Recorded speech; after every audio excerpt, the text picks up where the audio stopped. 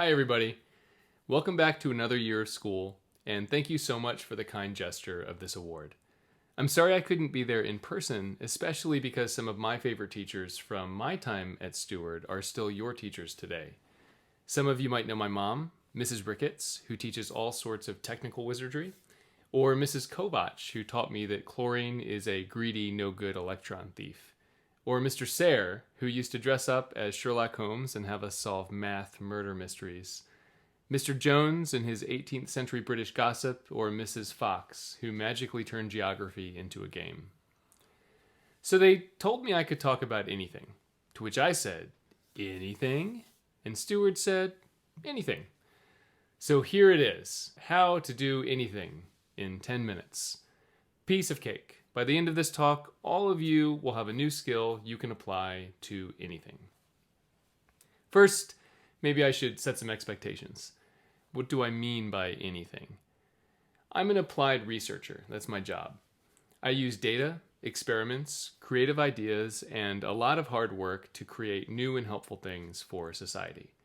I've helped Google figure out how to make your Android phone listen to you and talk back. Helped the White House figure out how to take government data and make it more accessible between agencies and to citizens. Helped the Pentagon figure out when and where conflict might occur in the future. And today I run a global team helping computers understand documents that businesses have and what's inside of them. When you choose research as your profession, everything about your job is always changing, because as soon as you figure something out, you move on to the next question. When you've got a job where you're always bad at something and trying to figure out how to become better at it, you have to learn a few tricks, and I learned a lot of them at Stewart. So today I want to tell you about my best one because it's so simple and it works every time. And here's all it is. No matter what you're doing, just always put in a little more effort every time. So that sounds like an obvious piece of advice, right? Just try harder. But I actually don't mean try harder. You can't try your hardest on everything you do. That's impossible. But what you can do is just give a little more time, a few more practice rounds, maybe from a creative angle. Giving just a little bit more effort in everything you do is a habit. It's not a goal. It's something you can build into everything you do, into who you are. And that's why it works every time. And nowhere did I learn this lesson more than at Stewart while playing sports. I was a 7th grader when Stewart created its lacrosse team for the first time, and I wanted to play so badly, but there was just one little problem. I was terrible at it. I couldn't throw the ball, I couldn't catch the ball. People would throw the ball to me and it would just hit me in the face. Now on the other hand, Alex, my little sister, was amazing. Every sport, it didn't matter what it was, she was like a pro.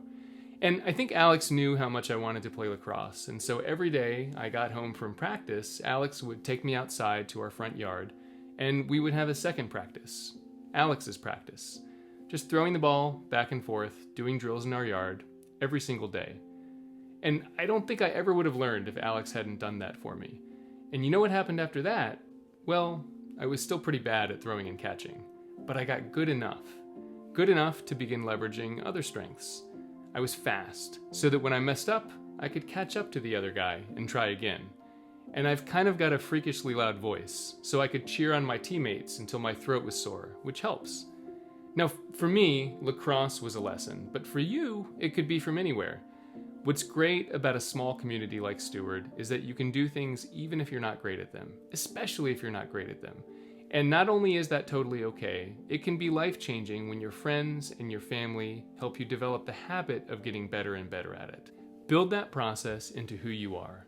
It starts with practicing more, and it turns into how you do everything, and it can really make a difference.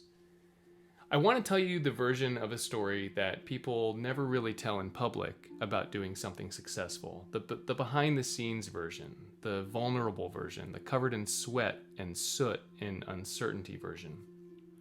So I started a company about 5 years ago and sold it 2 years ago.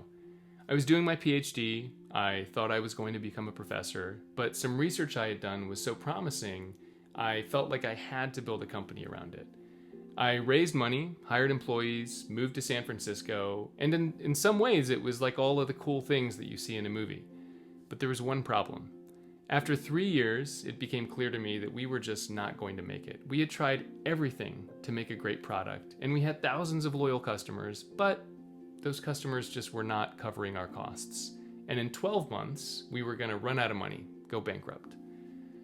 So here is, I think, the part of the story where a habit of putting in just a little bit more effort can really make a difference between a happy ending and a sad ending.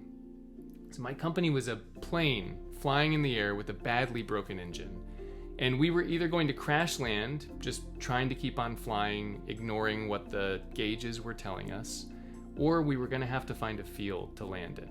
I spent 2 weeks in people's houses, in coffee shops, going on walks, eating with people I had never met. These were folks I idolized, read about in magazines, read about in the news, listening to the real story of how they had sold their company, done this successful thing. And the overwhelming advice I got for them was that those fields don't find themselves. You can't control if you get lucky, but you can control how diligently you search for a landing strip. So I made a list of 5 tech companies that I thought might consider acquiring what we had built.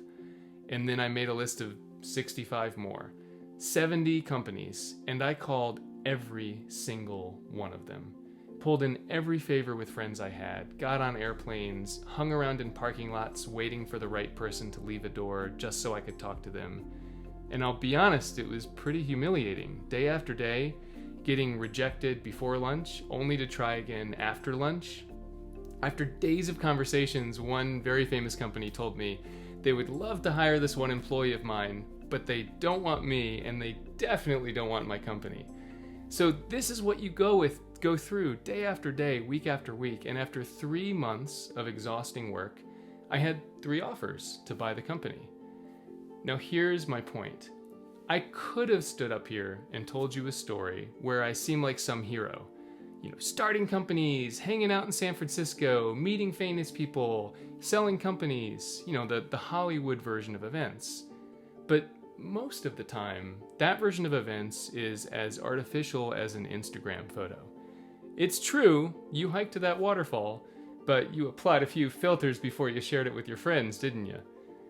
For most people, when they do something they're proud of, it took really hard work behind the scenes. It took emailing 40 strangers to ask if you could have lunch with them. It took calling 70 companies, sitting through months and months of rejections just to do it again after lunch.